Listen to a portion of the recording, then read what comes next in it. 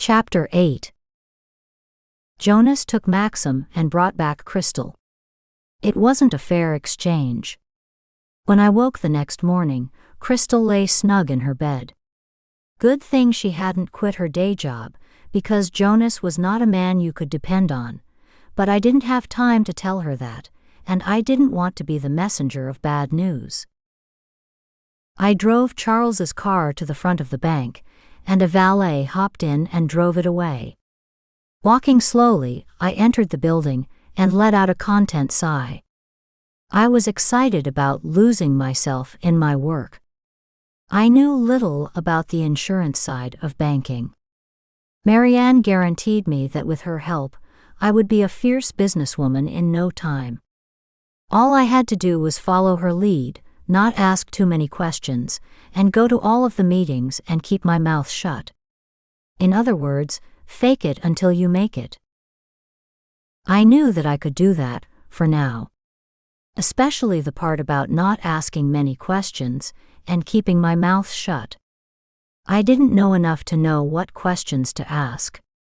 Sitting at my desk and reviewing the papers from the day before, I began checking everything to make sure the signatures matched, and that the individuals signing the checks were who they said they were. It was lunchtime, and I hadn't heard from Charles. I picked up the phone to call him and tell him that I had brought his expensive BMW back without a scratch, and that I was thankful. I had been concentrating on my work, and I didn't see a woman come through the door. Glancing up, I caught sight of a cold, stiff expression. Standing in front of my desk was an unfamiliar yet familiar face. I placed the phone down and met her eyes. The young woman wore a very expensive cream-colored wool and silk suit, no jewelry except for a pair of canary yellow diamond earrings. It occurred to me that Max loved to give presents of yellow diamond jewelry. At a distance she could resemble me, only her hair was straight and dark, set against flawless porcelain skin. She had a pair of shiny dark eyes that glared down at me. She stood in front of my desk with an expensive purse at her side and said, "I'm looking for Alexander Bishop." Peering at my nameplate and then meeting my eyes, she drawled, "Oh, that's you." She touched my nameplate in a curious manner. "I thought that you would be prettier," she said, turning up her nose with a sneer and glaring at my office furniture. "And who are you?" I said, surprised by the unsuspected attack launched at me. "I'm the woman who's going to marry Maximillian." I sat up and straightened my skirt out of nervousness. "If you are marrying him, then why do you find it necessary to give me this bit of information?"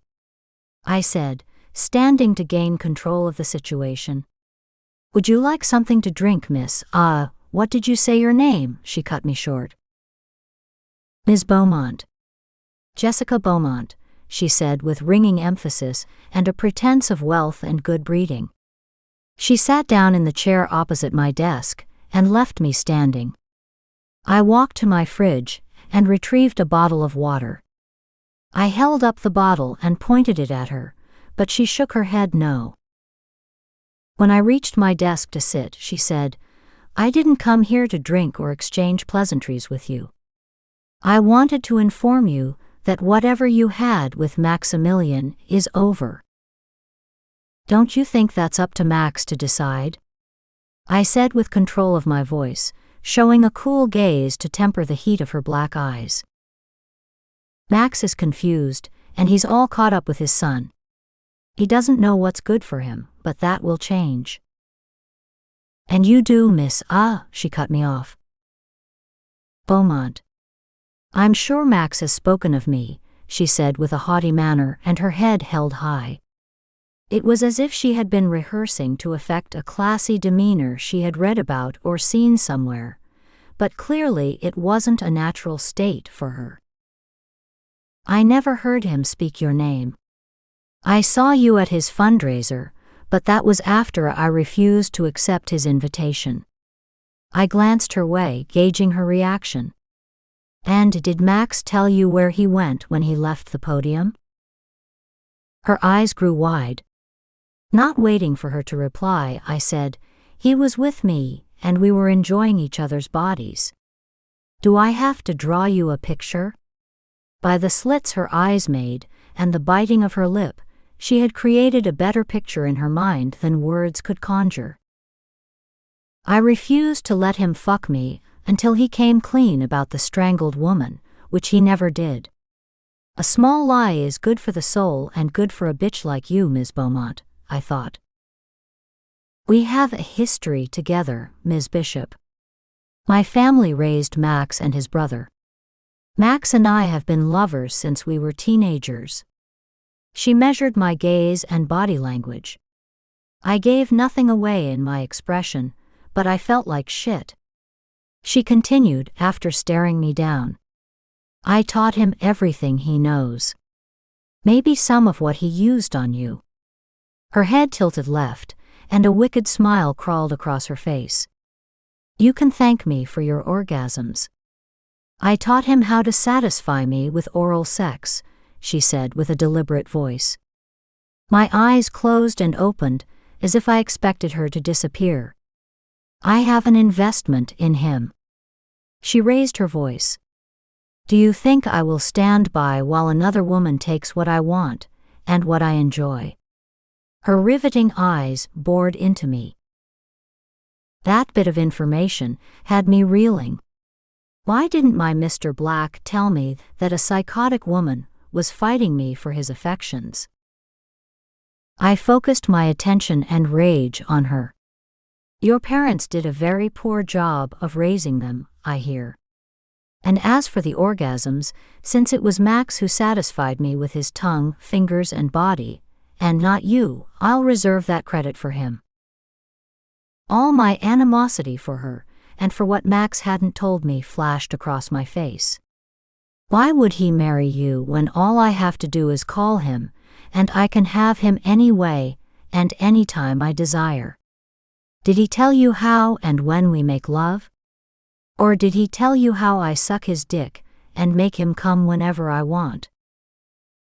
I'm keeping a scorecard, Jessica, and you have lost this round, you cunt. You are a bitch, she said with as much force as those words could command. Yes, and a better one than you, Ms. Beaumont. She rose in a huff, slung her expensive purse over her shoulder, and marched to the door. You haven't heard the last from me. You're playing a dangerous game to come between me and what I want. And someone might get hurt. If you harbor any notion of marrying Max and claiming my son. That's not my intentions at all.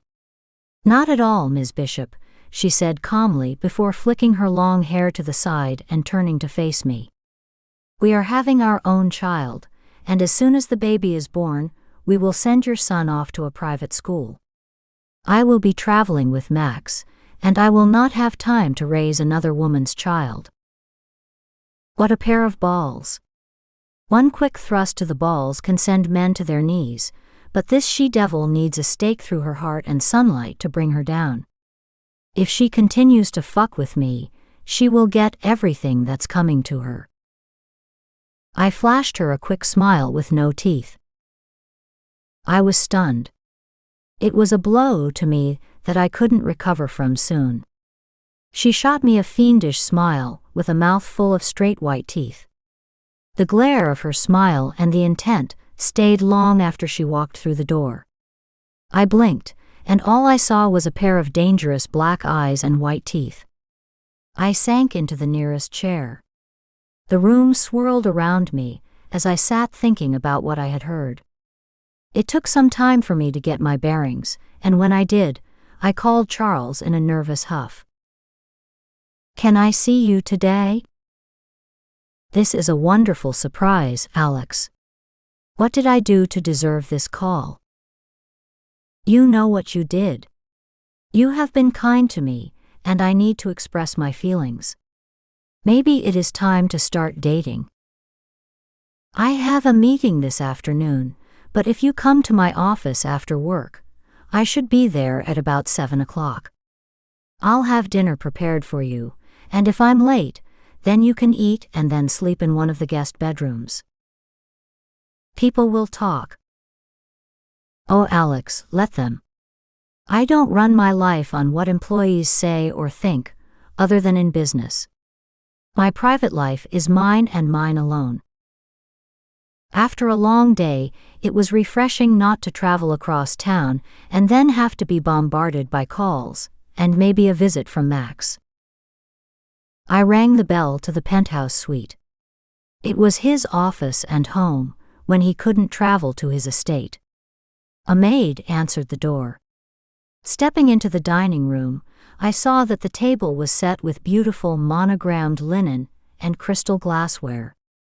The chef placed the food in front of me as I sat gazing at Seattle's skyline. I lost myself in its beauty from seeing it so high in the air. Charles called to say that he would be late. I ate, and when I finished, the maid cleared the table.